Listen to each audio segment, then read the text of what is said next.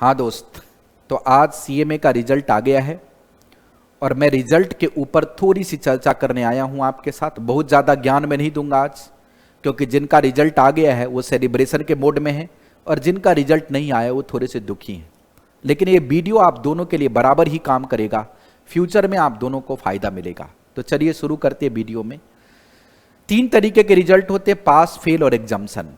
जिन बच्चों का रिजल्ट निकल गया, जो आज सीएमए क्वालिफाई हो गए, मतलब कंप्लीटली बोथ ग्रुप निकल गया, जिनके मार्कशीट पे आ गया फाइनल कंप्लीटेड, उनके लिए अभी तक के जीवन का सबसे बढ़िया दिन है। और उन सारे बच्चों को मेरी ओर से बहुत बहुत बधाई है और उनके माता पिता को भी मेरी ओर से बहुत बहुत बधाई है, क्योंकि रिजल्ट के जो हकदार हैं वो आप हैं और आपके मदर फादर हैं। बाकी सब लोग सहयोगी होते, मैं भी आपका असिस्टेंट हूं, असिस्ट कर रहा हूं, बट अल्टीमेट रिजल्ट का जो राइट है, उसका जो अधिकार है वो आपका है और आपके मदर फादर का है।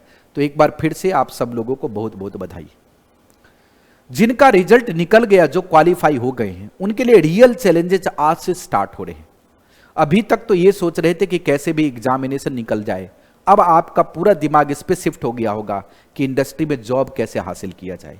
आज आर्टिफिशियल इंटेलिजेंस के जमाने में जॉब हासिल करना भी एक डिफिकल्ट टास्क है।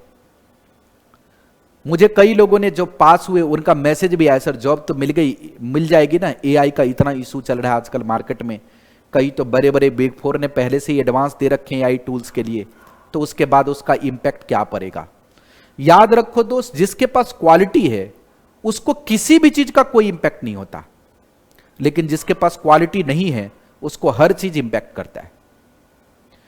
आज के जमाने में इंडस्ट्री में 2 चीजें, अगर इंडिया में आप काम कर रहे हैं तो 2 चीजें बहुत इंपॉर्टेंट हैं, एक इंडेस और दूसरा जीएसटी। अगर इन दोनों पे आपकी मजबूत पकड़ होगी, आपकी अच्छी नॉलेज होगी, तो इंडस्ट्री में आपका तो काम होना ही होना है। अगर इस पे आपकी नॉलेज अच्छी नहीं है तो आपके लिए वक्त है कि आप उसके ऊपर अपना ग्रिप बनाना शुरू करें। जहां तक बात इंडेस की है, ज्यादातर बच्चे सिलेबस 2016 में पास हुए हैं, इवन जो 22 में भी पास हुए हैं, क्योंकि मैं पढ़ाता हूं तो मुझे पता है कि बहुत अच्छे से वो उस पर ध्यान नहीं देते। अगर आपकी अच्छी पकड़ नहीं है तो ये समय है आपको पकड़ मजबूत करने का, नहीं तो 6 महीने बाद आपको ऐसा लगेगा कि सर ने एडवांस में ही बताया था लेकिन हमने उसको इंप्लीमेंट नहीं किया। अगर आप इंडिया के बाहर भी जाएंगे तो आईएफआरएस के बिना नॉलेज का कुछ हो ही नहीं सकता। ये कंप्लायंस बेस्ड चीज है जिसको एआई टूल भी फिलहाल कोई रिप्लेस नहीं कर सकता। तो अगर आपकी इसके ऊपर कम नॉलेज है, आपको लगता है कि आपकी अच्छी नॉलेज नहीं है, तो इसका नॉलेज लेना स्टार्ट कीजिए। चलिए, जिन बच्चों का ए ग्रुप हुआ है वो आज सेलिब्रेट जरूर करें, लेकिन कल से दूसरे ग्रुप को पूरी ताकत से लग जाएं ताकि उनका दिसंबर में क्लियर हो जाए।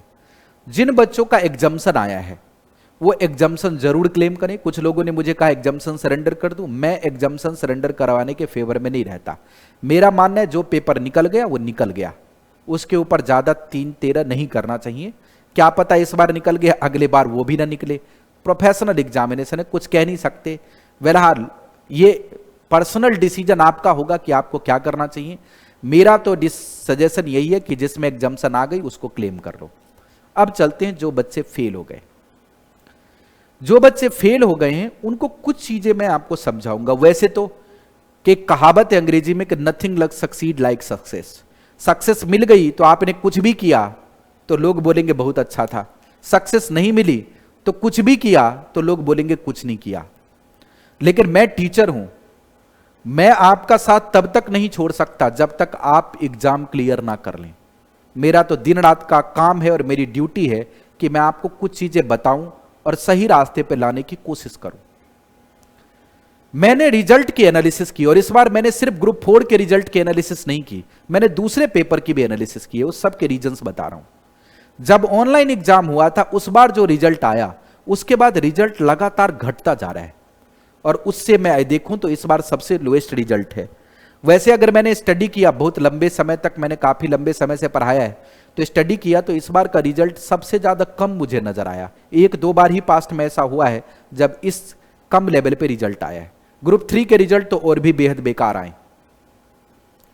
तो मैं एनालाइज कर रहा था, क्योंकि मैं सिर्फ ग्रुप 4 में एनालाइज करूंगा तो सीधा CFR आ जाएगा, क्योंकि मेरा पेपर वही है मेन। बाकी 2 पेपर भी मैं पढ़ाता हूं, लेकिन मेन लोगों का हिट वही रहता है। तो वो आपके मन में सीधा एक सवाल आ जाएगा कि CFR का पेपर तो हर बार ही उल्टा पुल्टा पूछ देते, सिलेबस से बाहर पूछ देते, इसलिए फेल हो गए। हालांकि ग्रुप 4 का रिजल्ट फिर भी ग्रुप 3 से बेटर है इस बार। मेरे मन में यह सवाल आया कि ग्रुप 3 में रिजल्ट कम क्यों आए? क्या उसमें भी पेपर आउट ऑफ सिलेबस पूछ दिए? और क्या बार बार क्वेश्चन का डेप्थ बढ़ा देना, मुश्किल क्वेश्चन पूछ देने को आप आउट ऑफ सिलेबस क्वेश्चन नहीं कह सकते? उसका यह मतलब है कि हमारी प्रैक्टिस कमजोर है, हम उतने अच्छे से प्रैक्टिस नहीं कर पा रहे एग्जामिनेशन में। तो मैंने एक स्टडी की, मैंने कुछ सोचा पिछले 2-3 घंटे कि आखिर इसके रीजन क्या हो सकते हैं। आज बाजार में जितनी फैसिलिटी पढ़ने के लिए अवेलेबल है, आज से पहले कभी न थी इतनी फैसिलिटी, फिर भी सबसे लोएस्ट रिजल्ट क्यों गया? उसका सबसे पहला रीजन मुझे समझ आया कि स्टूडेंट क्वेश्चन की प्रैक्टिस नहीं कर रहा। अब कॉर्पोरेट फाइनेंशियल रिपोर्टिंग है, SFM है, या फिर कॉस्टिंग का पेपर हो सकता है, या फिर बिजनेस वैल्यूएशन का पेपर हो सकता है। इसमें ज्यादातर कैलकुलेशन वाले क्वेश्चन होते हैं जिसकी प्रैक्टिस करने की जरूरत होती है। और हम ज्यादातर क्या करते रहते? थ्योरी रिवीजन करते रहते हैं। मतलब कभी भी ज्यादातर 99% बच्चे किस में लेते हैं? रिवीजन में। क्लासेज भी लेते हैं, 2 गुना स्पीड पे देख लेते हैं। अब मैंने किसी चीज को जिस स्पीड पे पढ़ाया है तो मैंने सोच के पढ़ाया, कहीं पे स्लो किया, कहीं पे स्पीड बढ़ाया, तो मुझे पता है कि यहां पे समझने में थोड़ी सी दिक्कत आएगी तो मैं स्लो कर रहा हूं, मैं 4 बार उसको रिपीट कर रहा हूं। लेकिन चूंकि वो आपके कंट्रोल में है, आपको लगेगा सर तो एक ही बार को बार बार बोल रहे, चलो फास्ट फॉरवर्ड कर दो, चलो स्पीड बढ़ा दो। तो आपको कुछ चीजें बेसिक तरीके से ध्यान रखनी पड़ेंगी। सबसे पहली चीज ये कि रिवीजन पे ज्यादा डिपेंडेंट ना रहें। रिवीजन सेल्फ करने का फायदा होता है दोस्त। अब कई लोग मुझे पूछेंगे कि आप रिवीजन नहीं देना चाहते हो इसलिए ऐसी बात करते हो। इस बार ऐसी बात है नहीं, मैं 7-8 दिन पहले अनाउंसमेंट कर चुका हूं कि CFR के तो मैं कंप्लीट रिवीजन इस बार यूट्यूब पे ही डाल दूंगा। तो मैंने शुरू भी किया था, लेकिन बीच में देखा रिजल्ट की वजह से लोग ज्यादा एक्साइटेड थे, तो वो फिर रिवीजन पे ध्यान ही नहीं दे रहे। तो मैंने कहा चलो रिजल्ट आ जाएगा उसके बाद डालना शुरू कर दूंगा। तो इस वीक से तो मैं डालना शुरू कर दूंगा।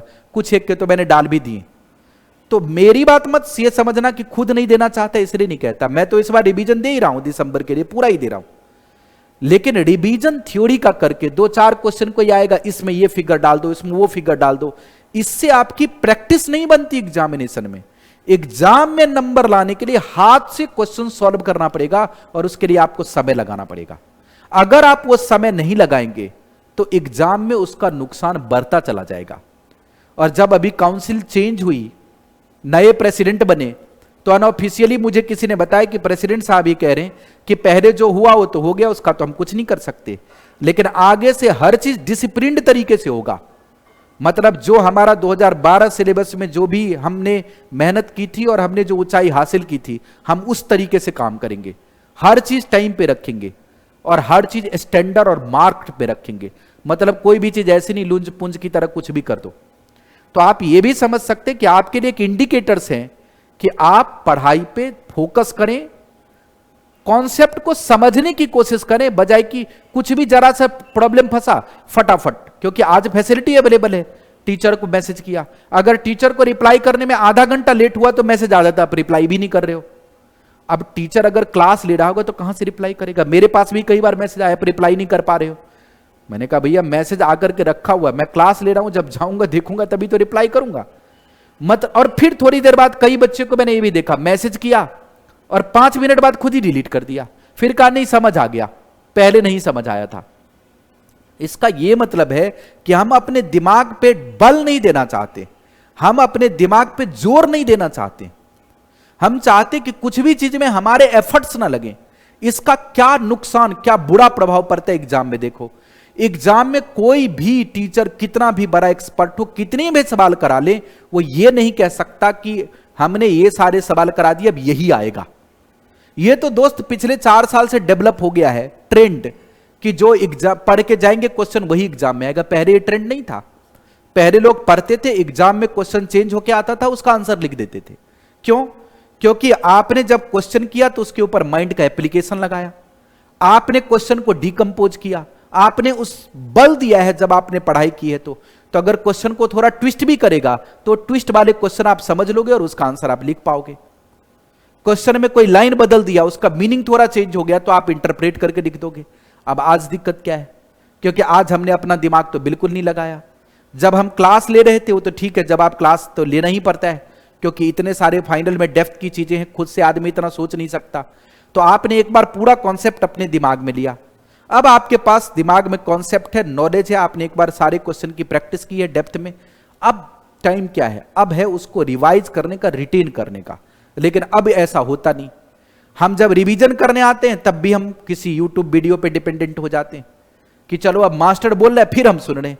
तो आप पहले बार भी सुनने का काम कर रहे थे, दोबारा भी सुनने का काम कर रहे हैं, आपका खुद का दिमाग तो कुछ चल ही नहीं रहा, आपका दिमाग हो गया बंद। मेरी बात को अदरवाइज मत लेना, सोचने की कोशिश करना, तब आपको पता लगेगा मैं क्या कहने की कोशिश कर रहा हूं और क्यों इतना नुकसान होता चला जा रहा है। जरा सा भी क्वेश्चन का ट्रेंड चेंज होगा, एक लाइन चेंज कर देगा तो स्टूडेंट का मैसेज आ गया था सर क्वेश्चन गलत आ गया या क्वेश्चन अलग आ गया। अब ये तो इम्पॉसिबल है ना दोस्त कि हर क्वेश्चन एज इट इज आप एक्सपेक्ट करोगे कि स्टडी मेटल में और वही आ जाएगा। ये प्रोफेशनल एग्जाम है, क्वेश्चन को तो ट्विस्ट कर ही सकते हैं, चेंज कर ही सकते हैं। हां, हमारे लिए जरूरी है कि हम sufficient number of question practice करें, उसमें भी हम कई बार कंजूसी करने लगते हैं। नहीं नहीं, ये टीचर तो बहुत पढ़ाता है, कम पढ़ के बताओ कोई सा कोर्स निकल जाए। तो आप फाइनल में आ गए हैं, आप प्रोफेशनल कोर्स करें। मेरे इंटरमीडिएट वाले को भी मैं कह रहा हूं, आपको पढ़ के समझने में ताकत लगानी पड़ेगी। हर चीज के लिए हमारी डिपेंडेंसी हमारे नॉलेज और इंटेलिजेंस के लेवल को रिड्यूस करता है। जैसे देखो, आपने पहली बार पढ़ा हमारे साथ तो आपने उस बात को समझा। अभी तो दो दो बार मैं खुद ही करा देता हूं क्लास में हर चीज को, तो आपने दो बार उस चीज को समझा। अब बेटर यह था कि आप जाके खुद से उसकी प्रैक्टिस करते। लेकिन फिर आप क्या करेंगे, जब प्रैक्टिस पकड़ेंगे उस समय फिर आप रिवीजन वीडियो देखेंगे, तो उस समय भी आपने अपने दिमाग को चलने नहीं दिया।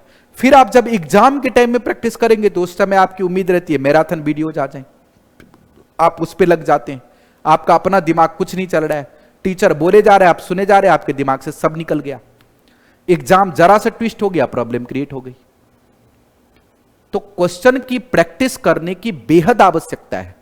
बच्चों का डिमांड है, इसलिए मैं रिवीजन वीडियो जरूर दे रहा हूं। यह मत समझना कि खुद नहीं देना चाहते, खुद नहीं देते हैं इसलिए बोल रहे। मेरे नहीं रिवीजन वीडियो पास्ट में ज्यादातर देने का यही रीजन था। और आज भी अगर आप देखेंगे, वैसे मैं अभी रिजल्ट का डिस्कशन नहीं कर रहा, मेरा लिंक टेलीग्राम का नीचे डाला होगा, उस पर आप देखेंगे कि मैंने कितने मार्कशीट शेयर किए और उसमें कितने सारे रैंक होल्डर्स हैं। लेकिन मैं अभी किसी भी बच्चे को जिसका रिजल्ट आ गया है उसको इस बात से डिप्रेस नहीं करना चाहता कि हमारे यहां इतने लोग पास हो गए। जो पास हो गए वो तो हो ही गए। रिवीजन पे, सेल्फ रिवीजन पे अपने आप में ताकत लगाओ। क्वेश्चन में कई बार अगर फंस जाते हो तो उसमें रुको, जल्दबाजी मत करो। तुरंत यूट्यूब पे देख लेना इस क्वेश्चन का आंसर क्या होगा, तुरंत गूगल पे देख लेना इस क्वेश्चन का आंसर क्या होगा। क्या एग्जामिनेशन में आपके साथ यूट्यूब रहेगा? एग्जामिनेशन में आपके साथ गूगल रहेगा? नहीं रहेगा। जरा सा क्वेश्चन टेंट चेंज किया, जरा सा क्वेश्चन रीस्ट्रक्चर किया, आप वहां पढ़ के उसका मीनिंग ही नहीं निकाल पाए, क्योंकि पहले तो आपने कभी मीनिंग निकाली ही नहीं।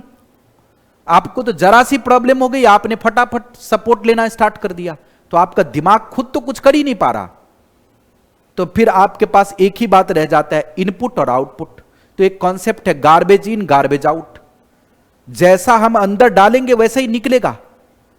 अगर हमने अपने दिमाग को फोकस कर दिया, अपने दिमाग को एक जैसा बना दिया है कि हम हमेशा हर चीज के लिए दूसरे पे ही डिपेंडेंट रहेंगे, तो हमारा दिमाग एग्जामिनेशन में किसी भी नए क्वेश्चन को नहीं कर पाएगा। जरा सा भी चेंज होगा तो नहीं कर पाएगा और अल्टीमेटली हमारा रिजल्ट खराब हो जाएगा। हम सोच ही नहीं पाएंगे। हम इस बात पे डिपेंडेंट रहते कि हमने ये सारे सवाल कि इसमें से कोई आ जाना चाहिए, और जैसे वो नहीं आता तो हम रिवर्ट बैक हो जाते हैं। हमारे दिमाग का संतुलन खो जाता है कि ये सवाल तो मैंने किए नहीं, अब मैं करूं कैसे। और ये सब चीज रातों रात कभी डेवलप नहीं होती दोस्त, इसको डेवलप होने में समय लगता है। मैं जो कह रहा हूं उसको सोचने की कोशिश कीजिए। ये नहीं कि बस मास्टर ऐसा क्यों कह रहा है, फैसिलिटी अवेलेबल है तो फैसिलिटी का यूज करेंगे। फैसिलिटी का यूज अपने फेवर में करना सीखो। ऐसा ना हो कि फैसिलिटी आपके दिमाग की इंटेलिजेंसी को ही खत्म कर डाले।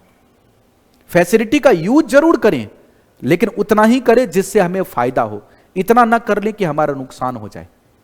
हम एग्जामिनेशन देने जा रहे हैं तो हमें चीजों की समझ होनी चाहिए हमने जो नॉलेज ली है उसका किसी इंडिपेंडेंट क्वेश्चन पे भी अगर एप्लीकेशन आ जाए तो हमें पता होनी चाहिए। अगर इस चीज को हम डेवलप करेंगे तभी हम एग्जाम में सक्सीड कर पाएंगे दोस्त। तो आज के वीडियो में मैं बहुत ज्यादा नहीं, मैं इतनी ही बातें बोल रहा हूं। बाकी अलग अलग पेपर का हम किस तरीके से कर सकते हैं रिवीजन, किस तरीके से हम एग्जामिनेशन में तैयारी कर सकते हैं, सब पेपर वाइज स्ट्रेटजी मैं आपको सिलेबस 16 और सिलेबस 22 दोनों से कल से शेयर शुरू करूंगा। क्योंकि मुझे वैसे भी लग रहा है आज रिजल्ट आया, आज तो कोई नहीं पढ़ रहा होगा, सब सोच ही रहा होगा कि हमारे साथ ये क्या हो रहा है। लेकिन जब आज आप सोने जाएं तो मेरी इस बात का जरूर ध्यान रखें कि क्या मैंने सच कहा है, क्या मैंने आपको ये सच बताने की कोशिश नहीं की है कि अगर हम हर चीज पे अपना दिमाग दूसरे जगह ही डिपेंडेंट रखेंगे तो क्या हमारा अपना दिमाग कभी कोई इंडिपेंडेंट केस पे चलेगा? नहीं। अगर हम नॉलेज ही कम एक्वायर करेंगे और एग्जाम का लेवल बढ़ गया तब भी हमारे पास में सेटबैक लगेगा। हम अगर कम ड्यूरेशन का क्लास ढूंढते हैं, इतने टाइम का कर लो, इसमें कम मेहनत लग रहा है, ये कर लो वो कर लो, तो हमारे पास नॉलेज तो गई नहीं। स्टडी मटेरियल जस्ट एक बेस होता है। बहुत सारे लोग स्टडी मटेरियल से नहीं आया, स्टडी मटेरियल से नहीं आया, ये प्रॉब्लम पिछले 4-5 साल में स्टार्ट हुई है, पहले ये प्रॉब्लम थी नहीं। स्टडी मटेरियल सिर्फ एक बेस होता है स्टडी का। स्टडी मटेरियल या पास्ट एग्जामिनेशन सिर्फ एक बेस है स्टडी का। ये इस बात का प्रूफ नहीं है कि इसी से एग्जाम में क्वेश्चन आएगा और हम पास करेंगे। उसने कंटेंट का बेस दे दिया कि इन चीजों पे आपकी मास्टरी होनी चाहिए। अब उस चीज पे आप मास्टरी कैसे लेंगे ये आपके पढ़ने और जो आपको पढ़ा रहे हैं उनके तरीके पे निर्भर करेगा। अगर वो कोई खुद ही आएगा पढ़ाने के लिए कि मुझे 100 घंटे में कोर्स कंप्लीट करना है तो उसका तो हर हमेशा दिमाग रहेगा 100 घंटे में खत्म करो, 100 घंटे में खत्म करो। वो कभी भी किसी भी चीज को एक्सप्लोर ही नहीं कर पाएगा। और जब फाइनल में आ जाते तो हर चीज के एक्सप्लोरेशन की जरूरत पड़ती है, क्योंकि final last level of fitness test है। तो मेरी बात को कंस्ट्रक्टिवली सोचेंगे तो आपको काफी बातें समझ आएंगी। स्टिल मैंने जो चीजें आपको बताई हैं, अगर आपको लगता है कि ये बात सही है तो आप डिस्क्रिप्शन बॉक्स में जरूर लिख के बताइएगा कि आप सही है। अगर आपको लगता है कि नहीं ये चीज सही नहीं, इसका कोई मतलब नहीं, तो भी बताना, ताकि मैं आगे वीडियो में ध्यान रखूं कि ये चीज ना बोली। लेकिन मुझे ऐसा लगता है कि इस चीज का बेहद ही इंपैक्ट पड़ा है लोगों के पढ़ने के तरीके पे, लोगों के समझने के तरीके पे, लोगों के एक्सप्रेशन के तरीके पे। डिपेंडेंसी बहुत बढ़ गई है, अपना दिमाग का चलना बेहद बंद हो चुका है एक तरीके से। हम बिल्कुल भी नहीं लगाते, जरा सा किसी क्वेश्चन में दिक्कत हुआ, मैं तो कई इंसिडेंसेस बता रहा हूं कि बच्चे उधर से क्वेश्चन पूछते और 5 मिनट बाद खुद डिलीट कर देते, बोलते हो गया रिजॉल्व। मतलब हम 5 मिनट भी पेशेंस नहीं रख सकते। एक क्वेश्चन बीच में, जैसे मैं पढ़ा रहा हूं और क्वेश्चन अभी बीच में ही चल रहा है, वो रुक करके तुरंत क्वेश्चन पूछेगा, और अगर मैंने 3-4 मिनट रिप्लाई नहीं किया, वो क्वेश्चन का वीडियो कंप्लीट हो गया, फिर बोलेगा नहीं आगे आपने बता दिया, समझ आ गया। तो हमारा पेशेंस का लेवल काफी घटता जा रहा है, जबकि प्रोफेशनल के पेशेंस का लेवल काफी ज्यादा होना चाहिए। प्रोफेशनल का मतलब ही होता है कि जो नॉर्मल लोग नहीं कर सके वो आप कर सकते हैं। तो उसके लिए सब कोई बड़ा काम करने के लिए सबसे पहले जरूरी है पेशेंस और अपने माइंड का एप्लीकेशन। तो आप अपने माइंड का एप्लीकेशन जरूर करें और पढ़ने में और कंटेंट लेने में कभी भी कमी ना करें। मेरी ओर से आप सबको आज यही सजेशन है। बहुत बहुत धन्यवाद। स्ट्रेटजी का वीडियो आगे आएगा, और ये बिल्कुल भी मत समझना इस वीडियो से कि मैं ये सारी चीज़ें इसलिए कह रहा हूँ क्योंकि मुझे रिवीजन वीडियो नहीं देना है। रिवीजन वीडियो का काम मैंने स्टार्ट कर दिया है, कुछ एक रिवीजन वीडियो डल भी गए हैं, और इस बार दिसंबर 23 के लिए मैंने पहले कमिट कर रखा है CFR के सारे रिवीजन वीडियोज मैं डाल दूंगा, तो वो आपको जरूर मिल जाएगा। मेरी ओर से ये कमिटमेंट है, लेकिन जो चीजें मैंने आपको बताई हैं उसको सोचना जरूर। बहुत बहुत धन्यवाद। और एक बात और, रिजल्ट खराब आ गया ये कोई बड़ी बात नहीं है। प्रोफेशनल एग्जाम में हमेशा ही होता है कि पास कम लोग होते हैं और फेल ज्यादा लोग होते हैं। रिजल्ट खराब आ गया ये इंपॉर्टेंट नहीं है। अगर रिजल्ट खराब आ गया तो हम उसका दोष किसको दे रहे हैं? क्या हम ये मानते हैं कि उसके लिए हम खुद रिस्पॉन्सिबल हैं? अगर आप ये मानते हैं कि रिजल्ट खराब के लिए आप खुद रिस्पॉन्सिबल हैं तो अगले अटेम्प्ट में आपका रिजल्ट पक्का आ जाएगा। लेकिन अगर आप ये मानते हैं कि आप उसके लिए रिस्पॉन्सिबल नहीं हैं तो फिर मैं कह नहीं सकता कि रिजल्ट कब आएगा, क्योंकि रिजल्ट खराब हुआ तो प्रॉब्लम हमारे अंदर है। कुछ बच्चों का हो सकता है एक आधा पेपर में ऊपर नीचे हो जाए, लेकिन कई रिजल्ट्स तो मैंने ऐसे देखे हैं जिनके हर पेपर में ही नंबर कम है। अब ऐसे लोगों का जिनका हर पेपर में ही बेहद कम नंबर आ रहा है, उनके लिए तो ये भी सजेशन देना कि आप 2 महीने बाद फिर पेपर में बैठ जाओ, ये भी थोड़ा डिफिकल्ट ही लगता है। इस पर तो मैं अगर दूसरा वीडियो बनाऊंगा। आज के इस वीडियो को यहीं रहने देते हैं। बहुत बहुत धन्यवाद।